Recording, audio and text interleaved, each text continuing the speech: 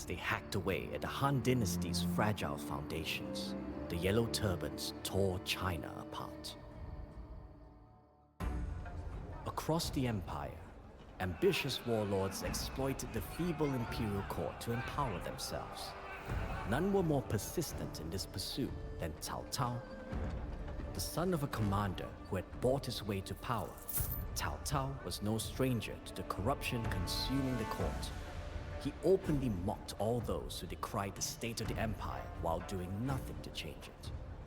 Virtue without action is a luxury reserved for times of peace, he said. But in times of trouble, it is ability and decisive action that lead to victory. In Cao Cao's heart burned the twin flames of confidence and ambition. Once unleashed, these would consume the very empire he purported to save. Yet, at that moment, he was only one of hundreds of ambitious warlords making a name for themselves. Serving as a cavalry commander under General Huang Fusong, Cao Cao was sent to quell the Yellow Turban rebels near the city of Yingchuan. Thus began the rise of the great usurper.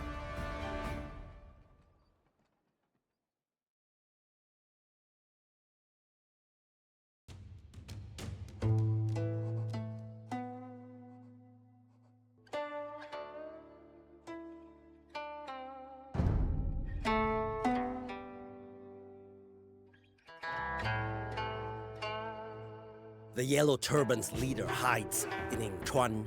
I leave you in charge of the cavalry.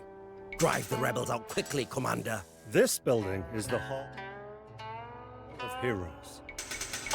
Any hero who dies in battle or joins your forces will become available at this building, which your villagers can construct.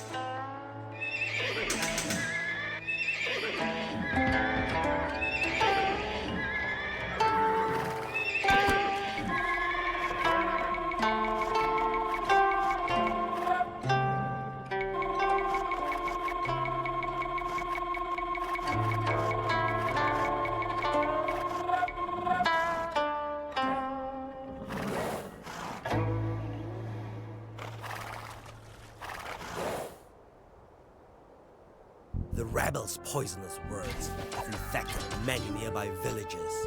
Reconquer them and teach them the meaning of authority.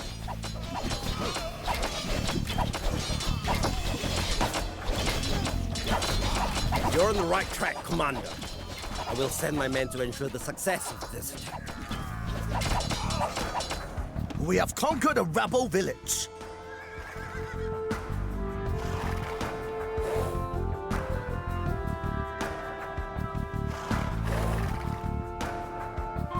Well done, Commander. I will send more men to help you break the rebels on this front.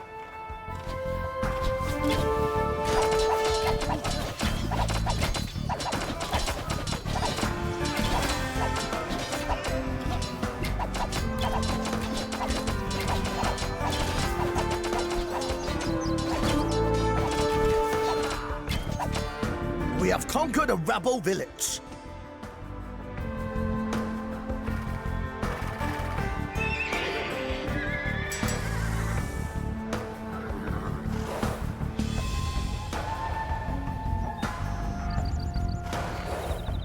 The carts entering the city supply sumptuous forces. We can put an end to them.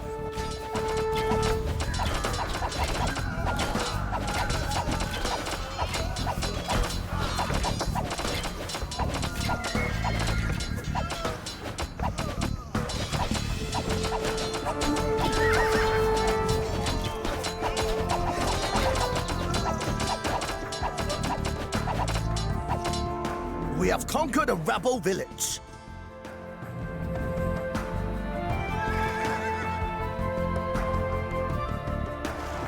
With these villages, we can draft more men and quickly swell our numbers. We have conquered a rebel village. Rebellion has fled up in the capital itself.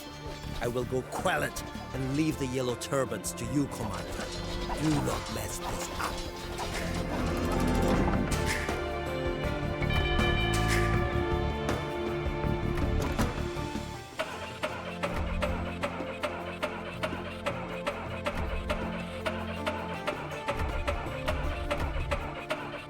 All of our supply carts are lost. We will surely starve to death now.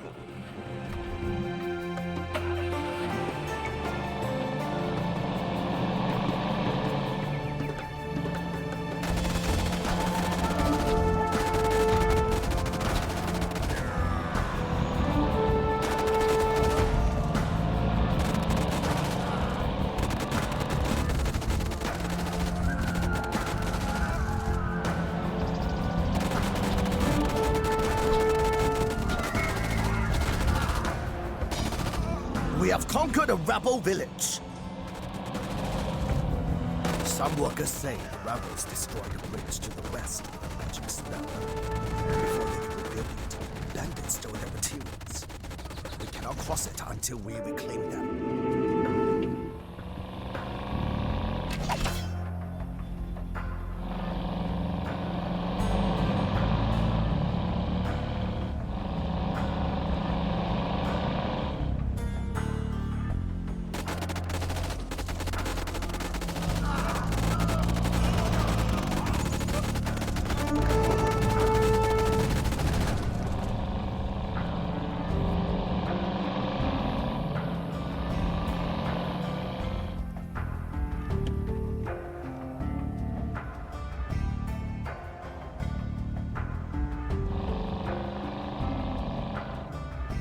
Surrender now! The victory of the Yellow Turbans is inevitable! The azure sky is already dead! The yellow sky will soon rise! The bridge is repaired. Now we can cross and sneak attack the rebels. Now remember, they can also attack across it now. These priests supported Zhang Jue by giving him the blessed water he used to trick his soldiers. Now their fate is in mine. Discarding powerful weapons is foolish. Spare these priests. The Imperial Army is attacking Yingchuan itself. Defend the great leader with your lives.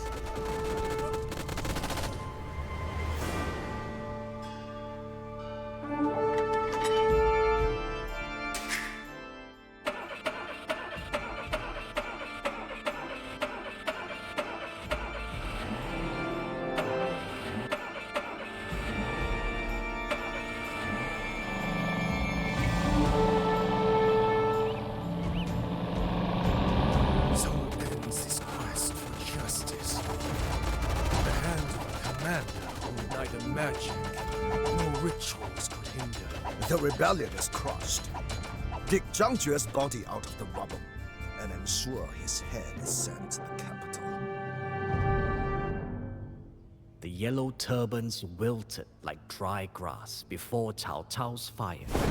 Yet, even as order was restored, the empire's troubles were far from over. The old emperor had died, leaving the throne to his young son. This power shift transformed court rivalries into violent conflicts. Cao Cao's former ally Dong Zhuo massacred the once powerful eunuchs. Rather than return power to the new emperor, Dong Zhuo deposed him and replaced him with his half-brother, a child that he controlled as a puppet. Dong Zhuo abused his new power by sleeping in the emperor's bed, lying with the wives of court officials and torturing hostages for entertainment. Just as before, the men of inaction decried this outrageous new status quo but did nothing to stop it. For Cao Cao, doing nothing was not an option. Even as he served the tyrant, Cao Cao planned to assassinate Dong Zhuo.